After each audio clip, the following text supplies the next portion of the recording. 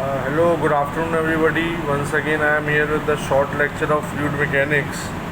And yesterday, I have discussed regarding the local and the convective acceleration, and I have moved further with the derivation and following the substantial partial derivation chain rule, and I have told you how the velocity changes with the position as well as with the time, and that helps to know about what is your acceleration, that is known as with the change of time, and acceleration that is known due to change in the position, that is the in a flowing fluid, in a flowing field of a fluid particle.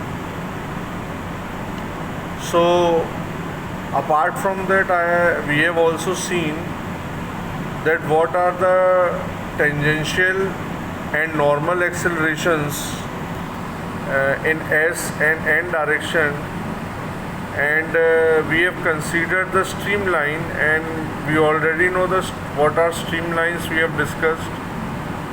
These are the tangential curves, and I have asked you to go through the rotational and irrotational motions,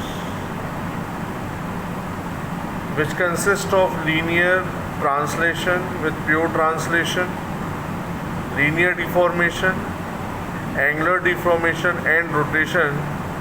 So when you will go through this topic, you will see that the angular velocity comes into the action in a flow field, and then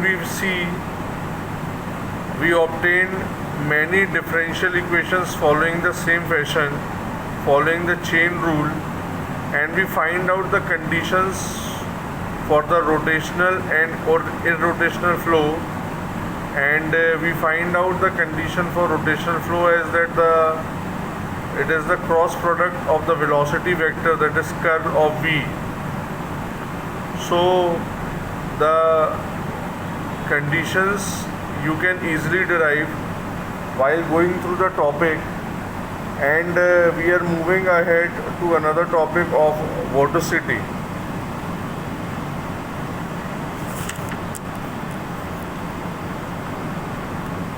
That is circulation and vorticity.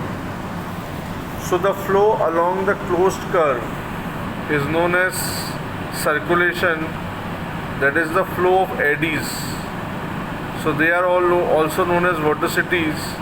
So if you consider a closed curve and you consider a streamline flowing through a closed curve, that is an oval shape, so the circulation, it is denoted by the Greek word, that is gamma.